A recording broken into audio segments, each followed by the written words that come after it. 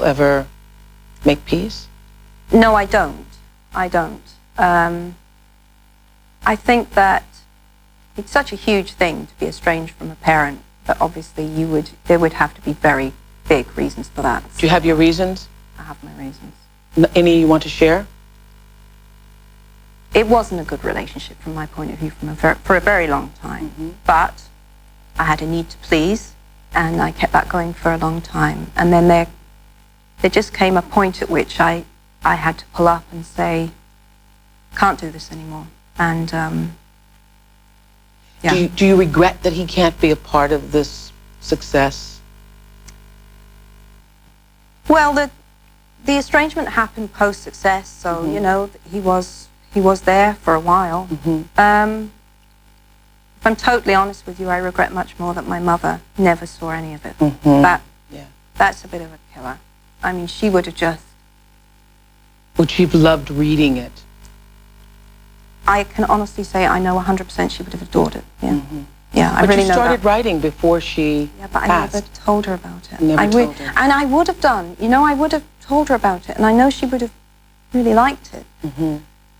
I think she was... I think it was 6 months before she died, I started writing. Yeah, and I never shared it with her. So that's... You regret that? Yeah, hugely, hugely. But the odd thing is, and this is life, isn't it?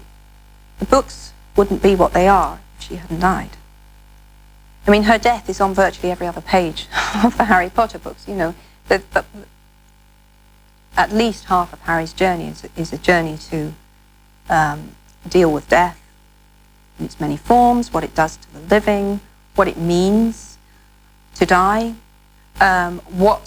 what survives death. It's there in every single what the love volume of your books. parents, the love of your parents, how that abides with you still. Exactly, Yes, exactly. So if she hadn't died, I don't think it's too strong to say there wouldn't be Harry Potter. There wouldn't, you know, the books are what they are because she died, because I loved her and she died. That's why they are what they are. Would it also be fair to say that your life, everything in your life, because I know you went through a period of depression, and I had read that the Dementors came from that depression. Completely, yeah. In Harry Potter's world, the Dementors are dark creatures who feed off human happiness, causing depression and despair to those in their path. Dementors are capable of consuming a person's soul. Would it be fair to say that you've used, in the 17-year process of writing the Potter series, that you've used the good, the bad, and the ugly of your life? Definitely. And expressed it through your writing, through the Potter stories? For sure. Depression clinical depression is a terrible place to be. Terrible place to be. So you became depressed after your mother died? Yes, but I think it was a kind of delayed... I think I had tendencies towards depression from quite young. It became really acute when I was sort of 25 to 28. Was a dark time. It's that absence of feeling, and it's even the absence of hope that you can feel better. And it's so difficult to describe to someone who's never been there. But because it's not sadness.